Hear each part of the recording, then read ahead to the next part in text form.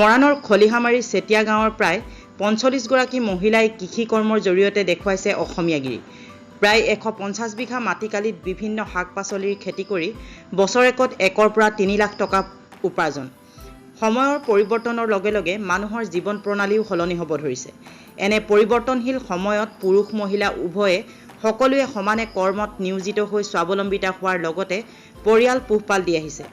তেনে এক কৰ্ম নিদৰ্শন দাঙি ধৰি কৃষি কৰ্মৰ জৰিয়তে অসমীয়াগিৰি দেখুৱাইছে মৰাণৰ খোৱাং খলিহামাৰী চেতিয়া গাঁৱৰ প্ৰায় ৪৫গৰাকী মহিলাই।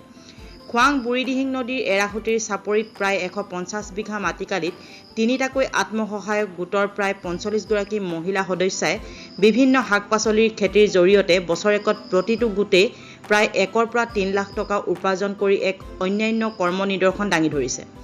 মহিলাসকলে জানিবলৈ দিয়া মতে দৈনিক ঘৰৰ কাম বন সামৰি গাঁৱৰ সকলো মহিলাই বুঢ়ীদিহিং নদীৰ এৰাসুতিত হাত নাৱেৰে পাৰ হৈ দিনটো কৃষি কৰ্মত জড়িত হৈ আবেলি পুনৰ ঘৰমুৱা হয়। গোটৰ সদস্যাসকলৰ এনে কৃষি কৰ্মত উৎসাহিত কৰিবলৈ খেতিপথাৰত চৰকাৰে এটি সৌৰচালিত পানী পাম্পো স্থাপন কৰি দিছে। আনহাতে মহিলা গোটৰ দ্বাৰা উৎপাদিত শাক পাচলিয়ে মৰাণ আৰু খোৱাঙৰ দৈনিক বজাৰৰ চাহিদা বহু অংশই পূৰণ কৰি আহিছে। কিন্তু পৰিতাপৰ বিষয় যে এইসকল কৃষক মহিলাই ফচলৰ উচিত মূল্য লাভ নকৰে বুলি সাংবাদিকৰ আগত জানিবলৈ দিয়ে। অৱশ্যে এইসকল উদ্যমী মহিলাই কৃষি কৰ্মৰ জৰিয়তে দেখুওৱা অসমীয়াগিৰিয়ে নিবনুৱাসকলৰ বাবেও এক আদৰ্শ হিচাপে বিবেচিত হৈছে। আমি এই খেতি বাতি কৰিলে হ'লে আমি বহুত উপকৃত হৈছোঁ।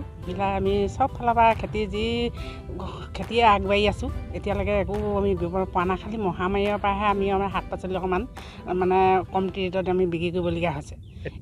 এতিয়া কি কি খেতি কৰি আছে? এতিয়া আমি লাও, জিকা, ভোল, ভেন্দি, কোমোৰা সকলো খেতি কৰি আছোঁ। এতিয়া দাংবডি, কেৰেলা, কচু যি আছে চব সকলোৱে আমি বিক্ৰী কৰি আছোঁ। এতিয়া আমাৰ এনেকৈ বজাৰ হাটো এতিয়া যাব পৰা নাই। আমি নিজে বজাৰ হাটলৈ যাওঁ, বিক্ৰী কৰোঁ মহিলা। গোট কেইটা আছে আৰু কিমানগৰাকী মহিলা কৃষি কাৰ্যত জড়িত হৈ আছে?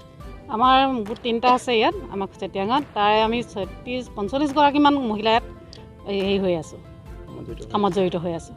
আৰু আপোনালোকে ফচলসমূহ ধৰক নিজে নিয়ে নে বজাৰলৈ নে আন কোনোবাই নিয়ে? আমি যেতিয়া ধৰক এই লকডাউনটো হোৱা নাছিলে, গাড়ী যেতিয়া চলি আছিলে, তেতিয়া আমি নিজে বজাৰলৈ গৈছিলোঁ।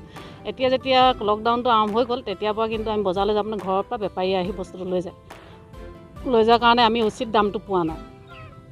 আপোনালোকে তিনিওটাকৈ গোটেই মাইক্ৰ' ফাইনেন্সৰ সহায় লৈছেনে বা নাই লোৱা? লৈছোঁ। আৰু আপোনালোকে কেনেধৰণে উপকৃত হৈছে কৃষি কৰ্মৰ জৰিয়তে? আৰু যিসকল মহিলাই আজিও ধৰক কৃষি কৰ্মত জড়িত নহয়, সেইসকল মহিলাক কি আহ্বান জনাব?